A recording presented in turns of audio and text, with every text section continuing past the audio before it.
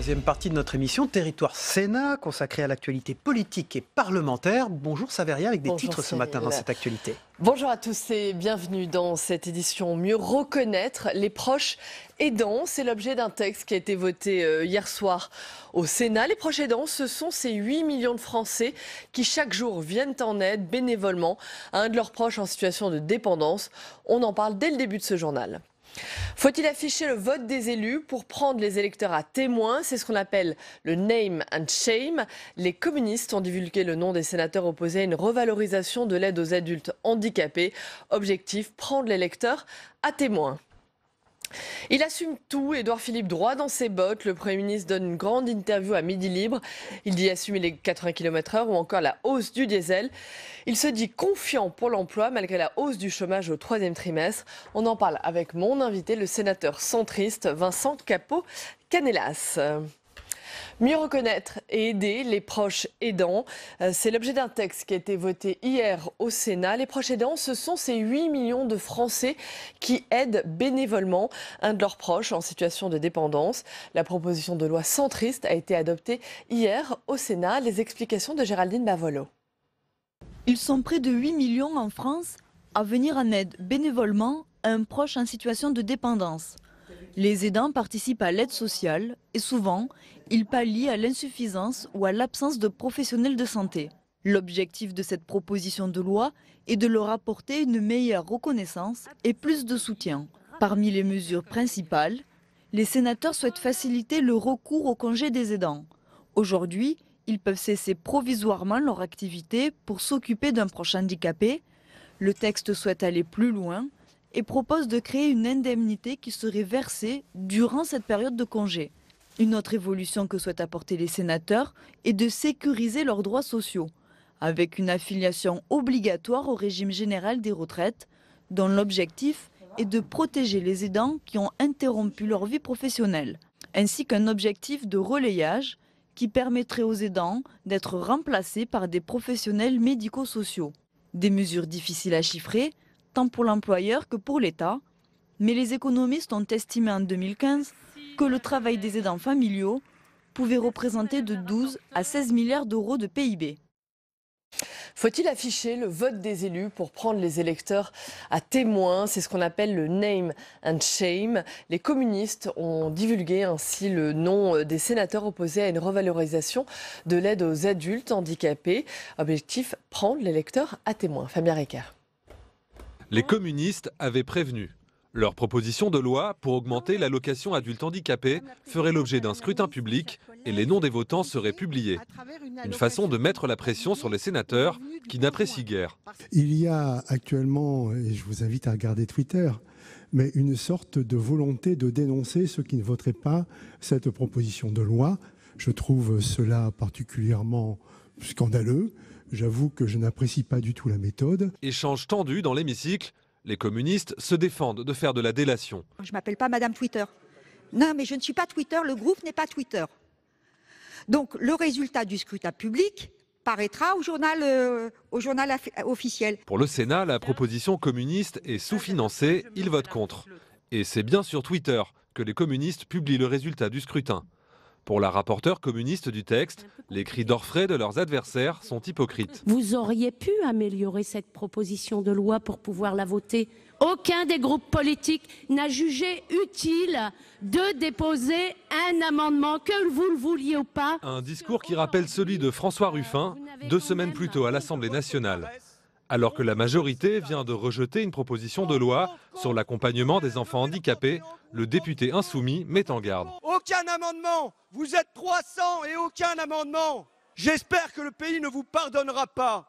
Nous vous demandons un scrutin public. Les noms des votants seront publics. Je les publierai sur ma page Facebook et je ne serai pas le seul. Une menace mise à exécution. Surfant sur la puissance des réseaux sociaux, le procédé s'inspire du name and shame anglo-saxon, en français nommer et faire honte. Délation pour les uns, démocratie directe pour les autres, la méthode fait débat. La majorité en tout cas n'est pas en reste, lancée par des militants macronistes pour dénoncer des hausses de taxes d'habitation. Le hashtag Balance ton maire avait suscité l'indignation. Ça va rien, mais où est la francophonie, name and shame, hein? Je sais pas là. Dans un instant, c'est l'interview politique, le face-à-face. À tout de suite. Interview politique. La deuxième de cette émission, c'est Vincent Capo-Canellas, qui est sénateur de Seine-Saint-Denis. Merci d'être avec nous, présent sur ce plateau ce matin. Bonjour. Bonjour Vincent Capo-Canellas. Les chiffres du chômage, la colère autour du pouvoir d'achat, un nouveau ras-le-bol fiscal qui est en train de monter, on l'entend de plus en plus. Avant de vous entendre sur ces sujets, j'aimerais qu'on écoute le Premier ministre Édouard Philippe. C'était hier aux questions d'actualité au Sénat. Nous savons tous, nous les rencontrons tous les jours, que nos concitoyens ont du mal, compte tenu de l'importance du reste à charge qu'ils doivent assumer, ont du mal à aller s'équiper en prothèse auditive quand ils en ont besoin ou à recourir aux soins dentaires. Et nous savons que, en dépit des efforts jusqu'à présent réalisés par l'assurance maladie et, le cas échéant, par les systèmes complémentaires, le reste à charge individuel est aujourd'hui considérable. C'est ce à quoi nous avons voulu nous attaquer. Nous l'avons fait en engageant des discussions très approfondies avec l'assurance maladie d'une part et avec l'ensemble des acteurs, qu'ils soient industriels ou mutuels, qui interviennent en la matière. Et au terme de discussions denses et productives, nous avons mis en place un dispositif qui garantira qu'au 1er janvier 2021, puisqu'il va se mettre progressivement en place, au 1er janvier 2021, nos concitoyens pourront avoir accès à un panier de soins dentaires, auditifs et lunettes avec un reste à charge de 0. J'ai la conviction, mesdames et messieurs les sénateurs, que c'est un véritable progrès. Un véritable progrès. Et j'ai la conviction que dans cette Assemblée, chacun peut s'en réjouir. Voilà, le reste à charge 0, un véritable progrès social. Est-ce que le gouvernement en fait assez sur le pouvoir d'achat ? Le reste à charge 0, c'est effectivement un progrès social, mais c'est une mesure à venir. Et la difficulté que rencontre le gouvernement aujourd'hui, c'est que tout ça ne paraît pas très lisible. Les retraités ont retenu l'augmentation de la CSG, on a le sujet de la taxe d'habitation qui s'apparente à une forme de feuilleton, et globalement, l'ensemble de la politique du gouvernement, avec un certain nombre d'à-coups fiscaux, apparaît à nos concitoyens comme étant une politique qui leur fait payer plus. Et tout à l'heure, vous évoquiez dans les titres, je crois, le sujet de l'essence et du diesel. Voilà, donc globalement, il y a un manque de lisibilité aujourd'hui, et c'est peut-être ce qui caractérise d'ailleurs la politique du gouvernement, c'est qu'il y a des intentions. Pour une part, on peut les partager, pour une part, on peut dire qu'il fallait réformer le pays et que c'est utile, mais que la politique globale n'est pas claire, à savoir, est-ce que les Français s'y retrouvent et comment on modernise la France, comment on se met aux standards mondiaux, puisqu'on est dans une compétition mondiale. On voit bien que la mondialisation nous oblige à nous adapter, mais il faut expliquer aux Français comment eux-mêmes vont s'y retrouver. Et toutes ces réformes aujourd'hui ne font pas sens, c'est une des difficultés, avec un pouvoir qui apparaît souvent un peu technocratique et un peu déconnecté du réel. Je crois que c'est ça la grande difficulté d'aujourd'hui. Vous dites manque de lisibilité. Est-ce qu'il n'y a pas aussi un manque d'effet, tout simplement, des réformes ? Les chiffres du chômage sont tombés hier. Le nombre de chômeurs repart à la hausse. Plus 0,4% au troisième trimestre. 3 718 000 demandeurs d'emploi en France. Pourquoi les réformes de la majorité, maintenant depuis presque 18 mois, restent sans effet sur l'emploi ? Alors personne ne pense qu'on va, d'un coup de baguette magique, régler le problème du chômage. Et on sait tous que ça va être une action importante qui va prendre du temps. Le vrai problème, c'est la compétitivité du pays. Il suffit de regarder la balance commerciale. Nous ne sommes pas assez compétitifs, nous n'avons pas assez de parts de marché, et donc nous ne sommes pas compétitifs et nous avons un problème d'emploi. Et le gouvernement aujourd'hui, ne s'est pas attaqué à la compétitivité, à ce problème-là ? Le gouvernement a pris un certain nombre de mesures. À mon avis, elles ne sont pas encore avec un plein effet. On entame au Sénat l'examen de la loi Pacte, par exemple. Ça va s'inscrire. Donc la direction n'est pas mauvaise. La question, c'est le timing, c'est la façon de mettre en œuvre tout ça. C'est l'écoute aussi de l'ensemble des corps intermédiaires qui doivent permettre que les mesures s'accrochent au réel, aux réalités que nous vivons, prennent en compte aussi un certain nombre de difficultés d'application. Et donc sur le chômage, le chiffre n'est pas bon. La tendance, si on regarde sur les 6 mois, n'est pas mauvaise elle-même. Voilà. Ça va prendre du temps et chacun mesure qu'il y a un travail de fond.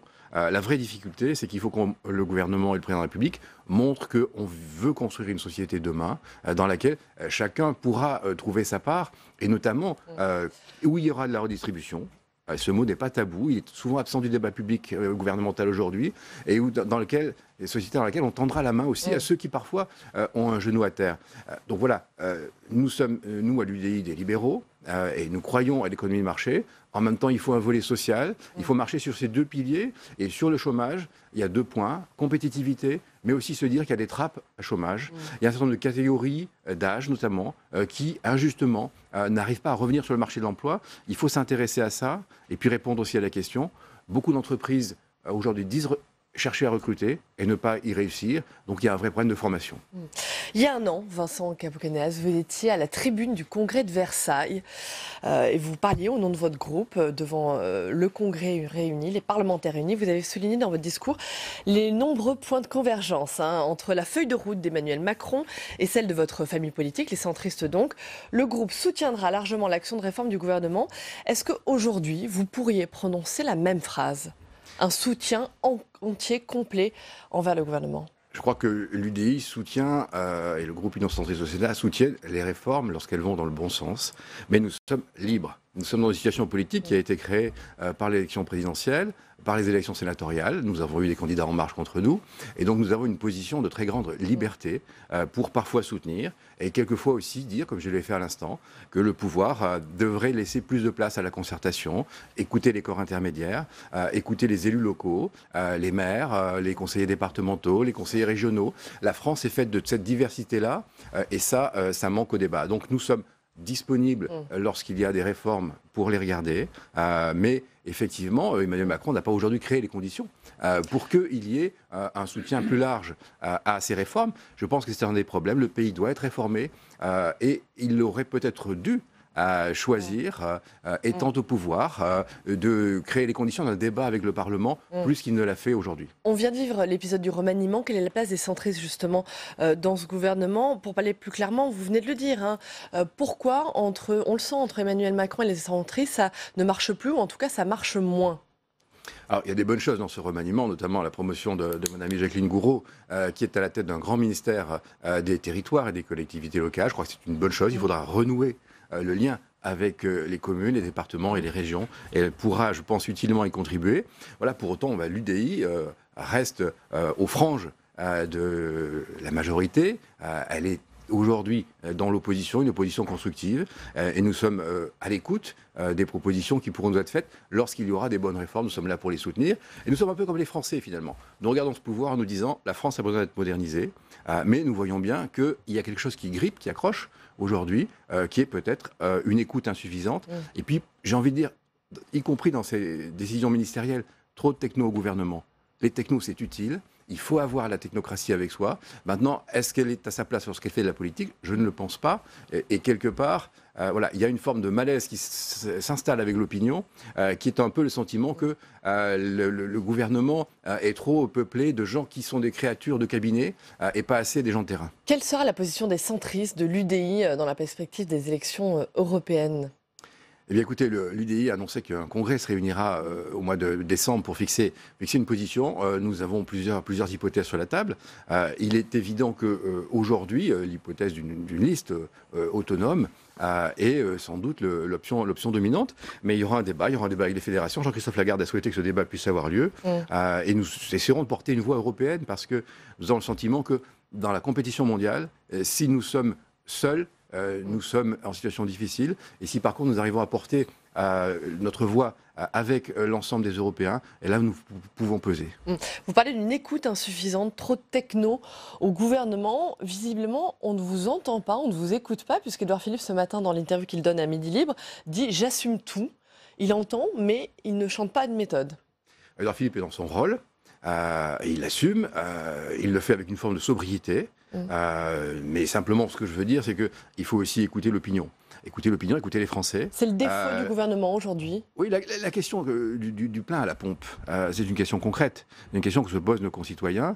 Et tous les mois, toutes les semaines, quand on fait le plein, on voit bien que le chiffre n'est plus le même. Voilà, donc c'est une question de pouvoir d'achat. Il faut aussi l'entendre. Il y a des symboles.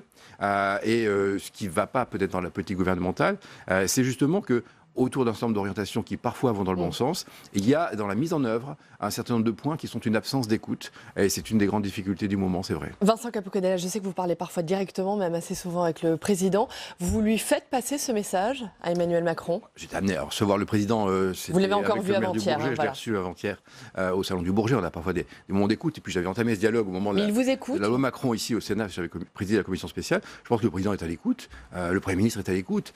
Mais ça ne se traduit pas souvent assez en actes. En tout cas, le président, je pense, oui, il écoute et parfois il y a des actes, mais l'ensemble du gouvernement derrière a parfois du mal à suivre. Très bien, merci Question beaucoup. personnelle, Vincent Cano-Canellas, vous êtes ex-maire du Bourget, vous venez d'en parler, toujours impliqué dans l'équipe municipale, c'est un mandat attachant d'être maire. Vous y êtes fait d'avoir dû l'abandonner? C'était très dur à décider. Et puis bon, j'ai la chance d'avoir avec Yannick Hoppe qui m'a succédé un maire qui entraîne l'équipe et qui entraîne la ville. Voilà, donc je participe, je fais mon devoir d'élu local. Voilà, je suis un conseiller municipal comme les autres, retour à la base, mais on peut participer dans la métropole. Le Bourget a beaucoup de choses à apporter. Merci Vincent Capo-Canellas. Merci beaucoup, merci Vincent. Merci, on passe à l'agenda.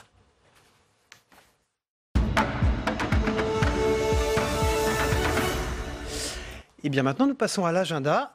Qu'est-ce qui se passe? La semaine prochaine, mardi à 16h45, c'est la séance de questions d'actualité. Séance bien sûr à suivre en direct et en exclusivité sur notre antenne. Le gouvernement qui répondra à toutes les questions des sénateurs. À 17h45, un débat dans l'hémicycle sur la crise migratoire. Quelle gestion européenne? Un débat à la demande de la Commission des Affaires étrangères. Et puis à la même heure, une audition de Bruno Le Maire, le ministre de l'économie et des finances. Audition devant la Commission des Affaires économiques sur le projet de loi de finances pour 2019. Voilà, tout de suite, on passe à l'œil 2 dans un instant.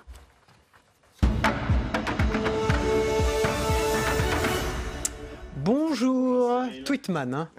Bonjour, salut. Bonjour Quentin. Bonjour Quentin Calmet. On va revenir comme chaque semaine avec vous sur les faits marquants de la semaine au travers des tweets des sénateurs. Une semaine où il a été question beaucoup d'une proposition de loi qui a été adoptée par le Sénat, une proposition de loi anti-casseurs. Voilà, avec un texte qui a fortement divisé entre la droite et la gauche, et à la clé quelques références historiques. Vous allez voir, ce texte, vous l'avez dit, il visait à mieux encadrer les manifestations pour viser les black blocs, ces manifestants violents, avec davantage de pouvoir pour les préfets, ou encore la création d'un fichier des manifestants violents. Un texte qui est en lien avec des événements récents, ceux du mois de mai. Comme l'a rappelé le sénateur Henri Leroy, regardez, une PPL anti-casseurs, comme ceux qui ont tout saccagé au mois de mai dernier, est une remarquable initiative. Vous voyez tous les petits émoticônes et les smileys dans le message du sénateur. Ah ouais.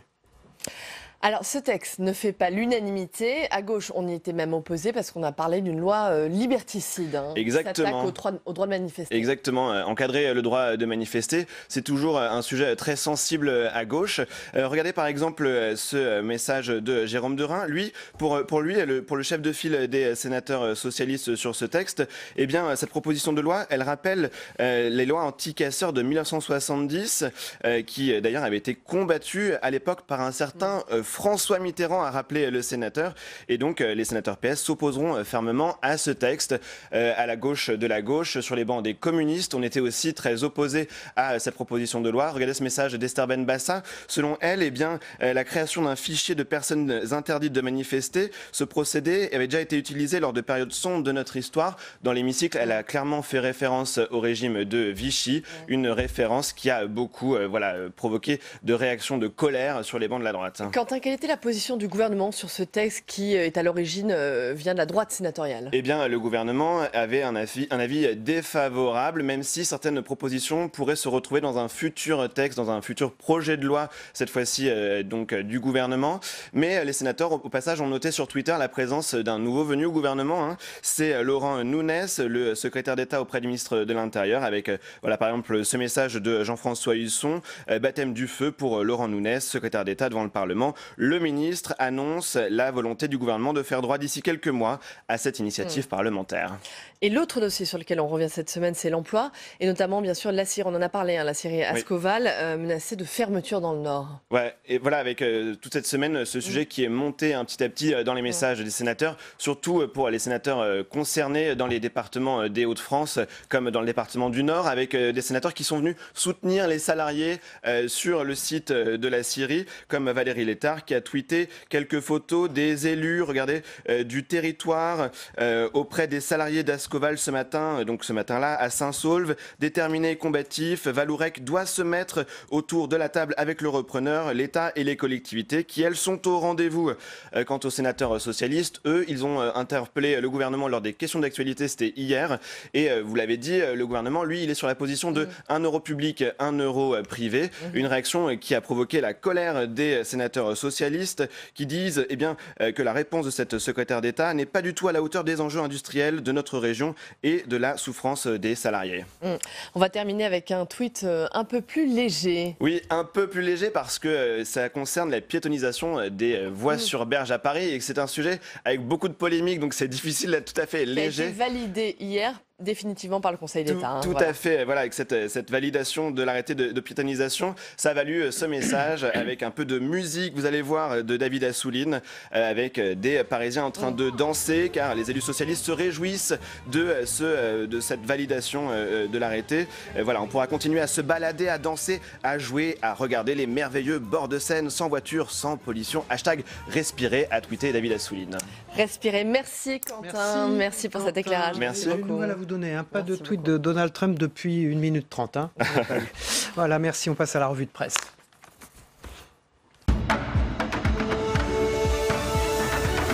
Voilà une grande interview du Premier ministre Édouard Philippe à la une de Midi Libre. On en parlait ce matin dans la première partie de cette émission. Il assume tout, Édouard Philippe, droit dans ses bottes. Le Premier ministre donne une grande interview à Midi Libre et à la Dépêche du Midi. Il dit assumer les 80 km/h ou encore la hausse du diesel. Sur l'emploi, il se dit confiant malgré la hausse du chômage au 3e trimestre.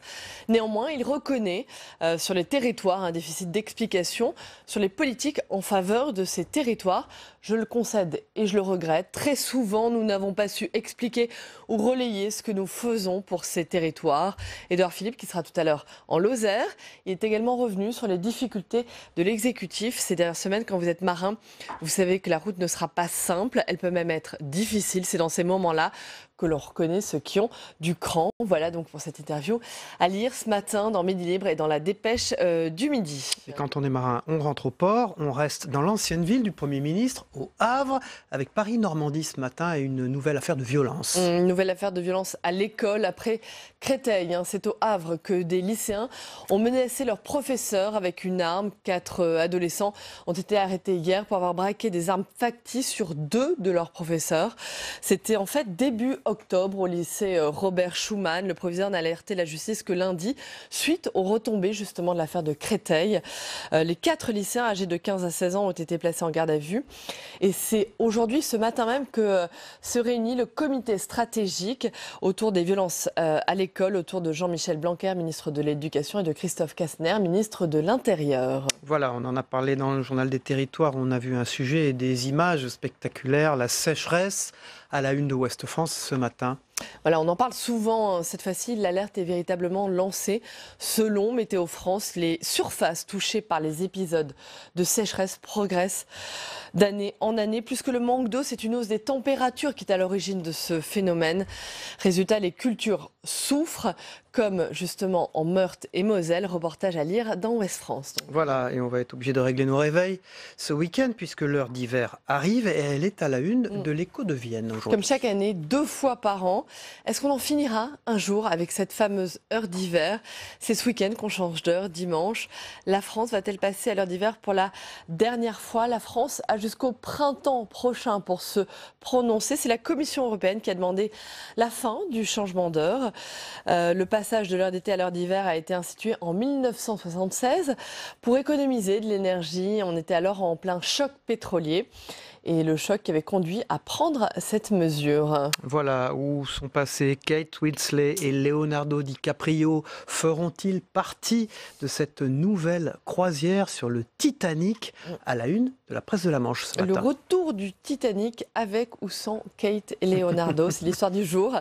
L'histoire d'un rêve complètement fou. Clive Palmer, c'est un milliardaire australien qui veut faire naviguer une parfaite réplique, faire naviguer et faire construire une parfaite réplique du Titanic sur la même route que le paquebot aurait dû prendre entre Southampton et New York. Le voyage inaugural est prévu pour 2022, dans 4 ans donc.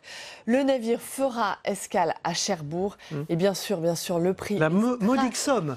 Voilà, un prix stratosphérique, 500 millions de dollars pour ce Titanic 2. Merci beaucoup Saveria, on vous retrouve lundi évidemment dans notre émission. Demain matin à 7h30, j'aurai le plaisir de vous présenter les meilleures interviews politiques de la semaine sur cette antenne. Lundi, c'est Pierre Moscovici, le commissaire européen, qui sera notre invité. Dans un instant, c'est la météo des territoires. Le temps se refroidit beaucoup en France, heureusement. Il y a la météo des territoires français du Pacifique, des Caraïbes, de l'océan Indien et des Amériques. Là, la moyenne augmentera. Et puis ensuite, c'est le Zap Matin de Christophe Combarieux, juste après cela. On va regarder ce qui s'est passé aussi dans les autres matinales d'infos ce matin.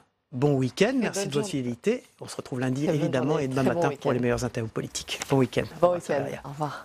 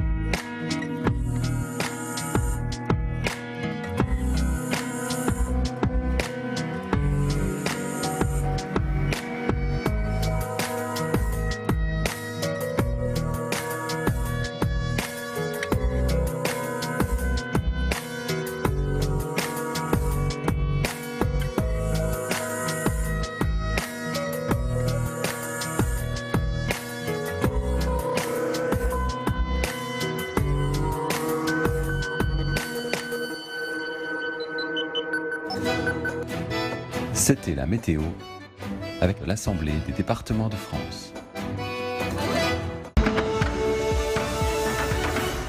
On va revoir le plan d'action et de lutte contre les bandes de façon différente en mettant des moyens supplémentaires pour faire en sorte qu'on puisse passer d'un accompagnement et d'un suivi des bandes à un accompagnement et un suivi des individus. Avec toutes ces victimes jeunes, nous vivons une hécatombe.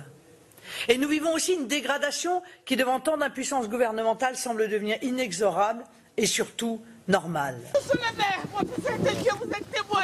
Je n'oublierai jamais, mon fils a été tué le 13 janvier 2018.